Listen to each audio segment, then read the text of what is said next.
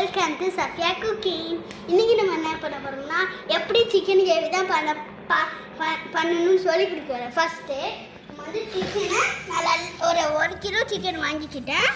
நல்லா கழுவிடுவோம், நல்லா ஊற்றிக்கிறோம். நல்லா ஒரு கிண்டுக்கு இஞ்சி ஊற்றிக்கிறோம். இஞ்சி போட்டுக்கிறோம்.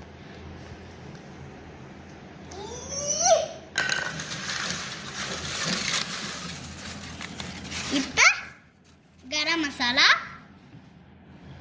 Doctor garam masala, turmeric powder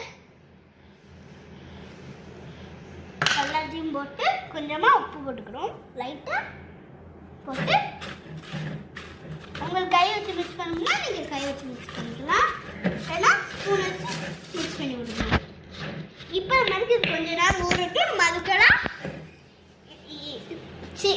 எண்ணெய் ஊற்றி கரகுலாம் இதுக்கு ஊற்றுறதுக்கு நம்ம கரகு செஞ்சிடும்.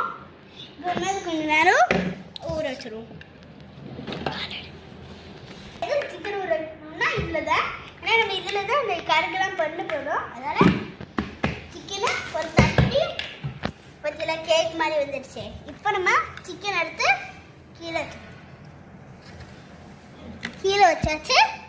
இப்போ நம்ம கரகு எடுத்துக்கிறோம். லைட்டாக எண்ணெய் ஊற்றிக்கிறோம், லைட்டாக இஞ்சி போட்டுக்கிறோம். நல்லா எல்லாத்தையும் போட்டு மிக்ஸ் பண்ணி விட்டுக்கிறோம். கரம் மசாலா, மஞ்சத்தூள், உப்பு லைட்டாக போட்டுக்கிறோம். அப்புறம் நான் சோயா சாஸ் தான் போட்டுக்கிட்டேன்.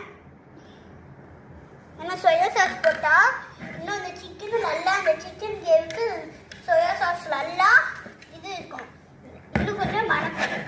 அதுக்கு டொமேட்டோ சாஸ் போட்டுக்கிட்டேன். நான் நிறைய சாஸ் தான் ஆட் பண்ணிக்கிட்டேன். Tomato sauce, soya sauce. உங்களுக்கு வேணாம்னா நீங்கள் அதை ஸ்கிப் பண்ணிக்கலாம். கொஞ்சமாக டொமேட்டோ சாஸ் நல்லா மிக்ஸ் பண்ணிக்குவோம். மிக்ஸ். இப்போ நான் கொஞ்சமாக தண்ணி ஆட் பண்ணிக்கிறோம்.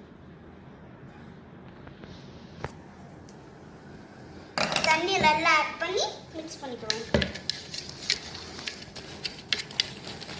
இது அடுப்பில் வைக்க போகிறது கிடையாது,